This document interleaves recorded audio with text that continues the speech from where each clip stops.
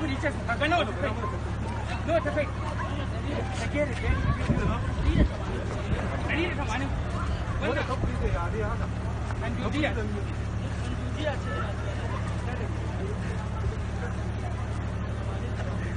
ce ya shehi salamu alaikum. Allah tambaya muke ya shehi. Ina jin ka. Da Allah shika-shikan musulunci guda nawa ne? Shika-shikan musulunci? To yaro, shika-shikan musulunci dai a addini guda 5 ne, amma a Najeriya yanzu guda 2 ne rak. Yawwa. A'a. To ya aka yi zama guda 2 ya shehi? To ai ya ma koma guda 1. Da ne yake guda 5 din. Saboda shika-shikan musulunci dai guda 5 ne, ka sani. To yanzu a Najeriya an hana mu sallah. Kaga sun kauda 1. Saura 4.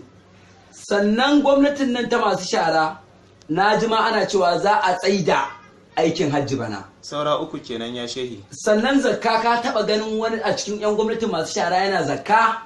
Kai, ban taba gani ba. To babu zakka a Najeriya. Saura guda 2. To guda 2 da suka rage yaro, ɗayan dai gashi ya tunkaro mu watan azumin Ramadana.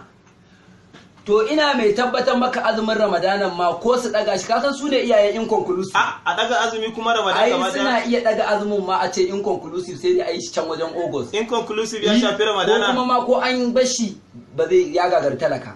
Domin an kulle mu na tsawon wata guda ba abin da za mu ci mu sha, kai azumin ba buɗe baki, in yunwa ta kashe ka ba kana ciki.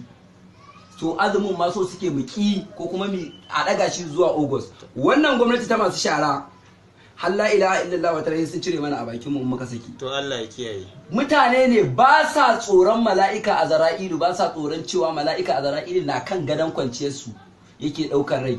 Kenan dai shika-shikan musuluncin gaba ɗaya sun kare. Ai sun kare. Babu su a Najeriya. Babu su a Najeriya. Sannan kuma ba sa tsoron mala'ika Azra'ilu, amma suna tsoron wata banzar cuta, coronavirus made in China. Cutar ma da ba original ba, made in China. Najeriya gaskiya an samu matsala.